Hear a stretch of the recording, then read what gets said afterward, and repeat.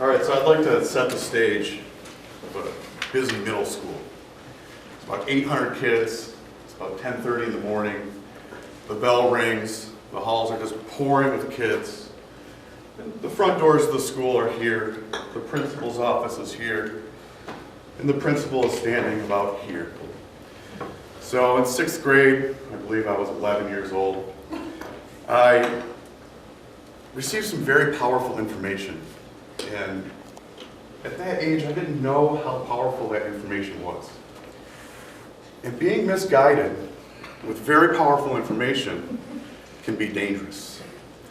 I walked directly up to the principal standing in front of that door. I got in his face and I said, "F you!" And I walked right out the door.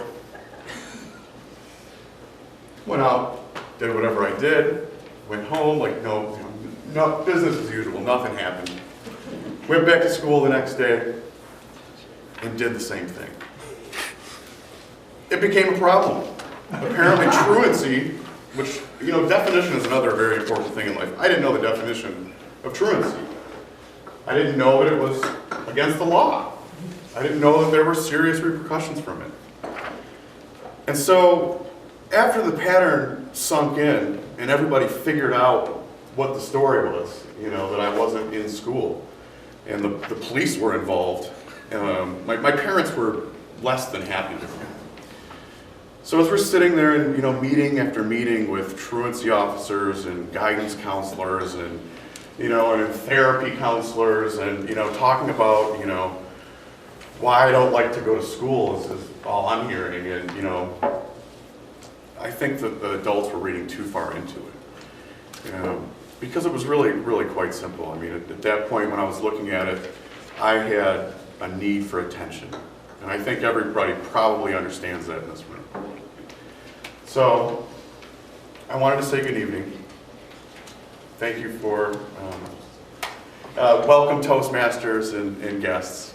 My name is Ian Lowell, and this is my icebreaker speech. So, this evening I wanted to run through some of the things that make me who I am, where I came from, and the experiences really I think that led me to ultimately become who I am today, and it put me on the path that I'm on to be who I am. It was a difficult time getting through middle school. 6th grade, 7th grade, 8th grade it was treacherous. The truancy issues were abundant. It was one of the things that plagued me the entire time. Even when I got the grades to pass, the issue was tardies, if it wasn't absences. So school was a challenge. A lot of it was because I moved so frequently. When I was in 6th grade, I'd been to 5 schools. In 10th grade or 11th grade, I'd been to 9 schools already. So that builds character in a person. You have to learn how to get in with the most cruel people that walk the face of the earth, which are, school-age kids. They're absolutely brutal, as we all know. So you get thick skin when you have to go to that many schools. You learn your survival skills of how to make friends quickly and how to gauge people. And people at that age are, conniving, backstabbing, all the really awful traits that people display. So I think that some of the elements to junior high school really led me to become who I am today. And I really believe that who I am is a combination of the experiences I've had in my life, the actions that I've taken, the actions that I haven't taken, what thoughts I let to run between my ears and I give reverence to. If I continue to entertain a thought, I find that it ends up becoming a reality in some form or another in my life. And spending all this time talking about being in trouble and causing trouble really led me to learn that I'm a rebel at heart. And that's who I am. There's no two ways about it.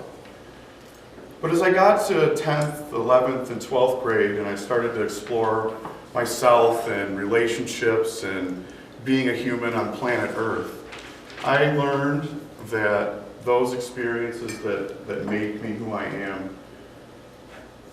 can be formulated by me. I have control of that. It taught me that I not only was interested in getting attention and grabbing people's attention, but ultimately what makes people tick. Why different interactions lead people to behave certain ways. The programming that we have as human beings that we have very little control over. There's so many preconceived things for a person's life that today through science and biosciences are starting to be proven that, for instance, advertising is not as simple as just saying no. And the more science that's learned about what makes people tick, the more manipulation can occur. And that's something that interests me on the deepest level. I always want to know why something is, why does the TV ad look that way? Why is it that color? And I'm sure when I was 7 and 8 years old, it was horrible to be around me with all the why questions. And it really still hasn't stopped. That's something I don't think will ever change about me as who I am. I'm very curious as an individual. I'm very curious as a person.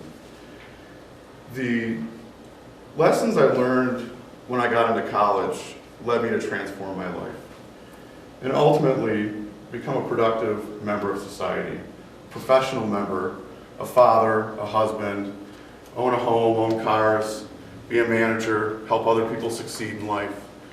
And I believe that I was able to transform my life because I was afforded the opportunity to learn what makes me tick. And that is learning about what makes other people tick. And that exploration, I think, has put me on a path that will allow me to enjoy my life and live an enriched life.